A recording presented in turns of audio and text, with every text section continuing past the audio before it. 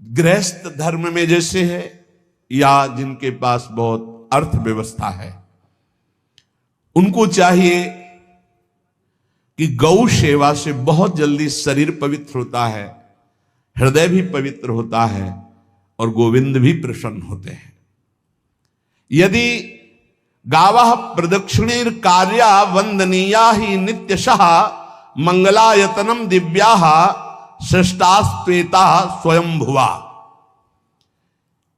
यदि गाय घर में पाली जाए या गौशाला खोली जाए और गौओं की सेवा की जाए, जिनके पास अर्थ है, भाव है, भगवान स्वयं श्री कृष्णचंद्र जी ने गौ सेवा स्वीकार की, गौवें चराई।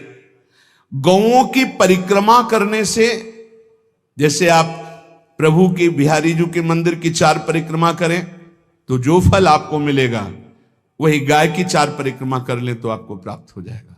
गौ की प्रदक्षिणा से, गावः प्रदक्षिणी कार्या वंदनीया ही नित्यशः, जो रोज गाय को प्रणाम करता है और गाय की प्रदक्षिणा करता है तो भगवत प्रदक्षिणा का उसे फल प्राप्त होता है।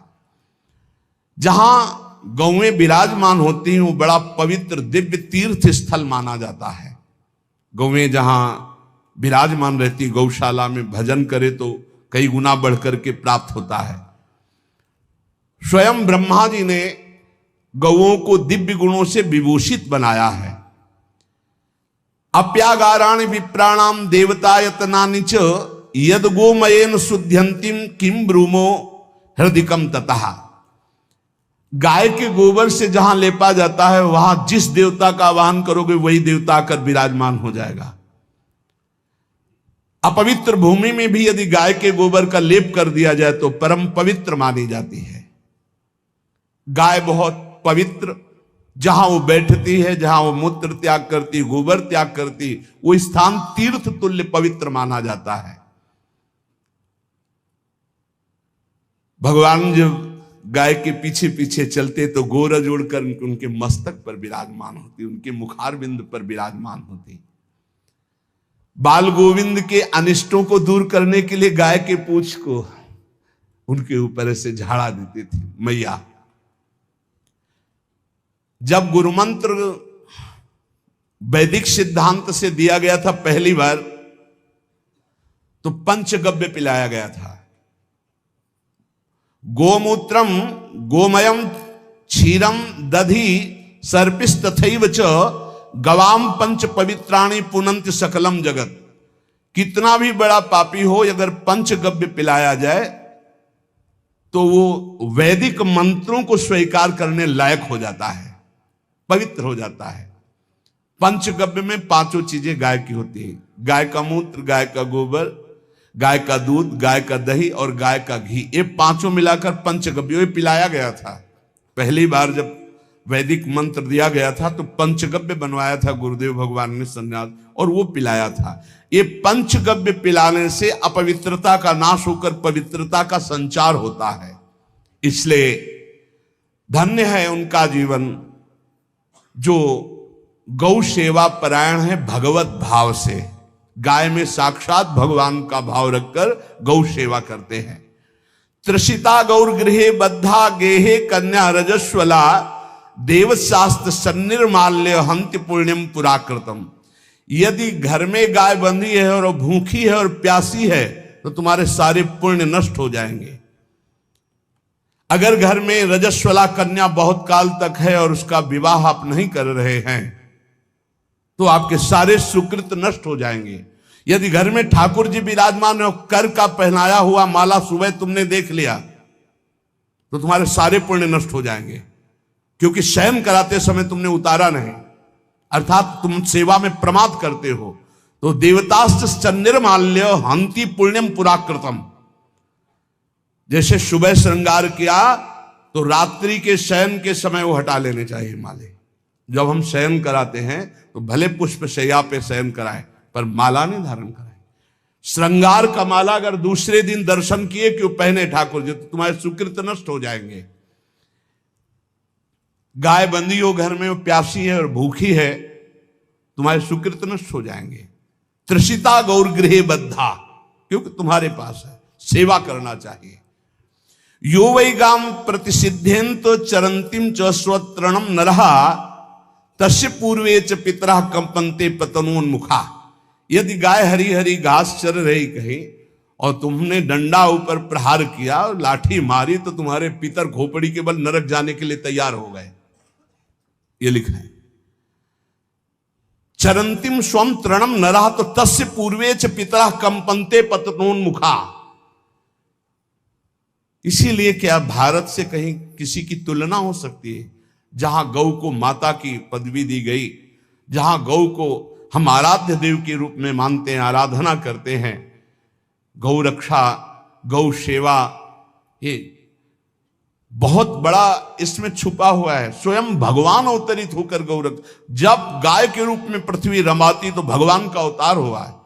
बड़ा विचित्र समय आता चला जा रहा है कि अब आधुनिक यंत्रों की ऐसी सेवाएं हो गई बड़ी बड़ी कि अब न बैल की जरूरत है और ऐसे दूध की महंगाई बन गई कि अब देसी गाय 2 लीटर 3 लीटर 4 लीटर और ऐसी ऐसी कि 20-20 25-25 लीटर दे तो कौन देसी गाय को। तो गौओं का सेवा का भावना शास्त्र आज्ञा करता है कि जो प्रतिदिन अग्रग्रासे परोभावा कर्तव्यो भक्ति तोन्वहम अकृत्वा स्वयं आहारम कुर्वम नापनोति दुर्गतिम।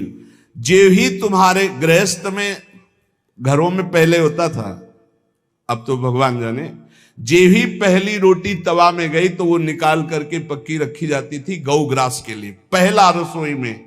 तो इसमें लिखा प्रतिदिन स्वभोजनम, पहले स्वयं भोजन न करके गाय के लिए ग्रास निकालना चाहिए। तो जिनके पास अर्थव्यवस्था जो गृहस्थ धर्म में है या जिनके पास अर्थ है, कुछ रोज 1 रुपया निकालो।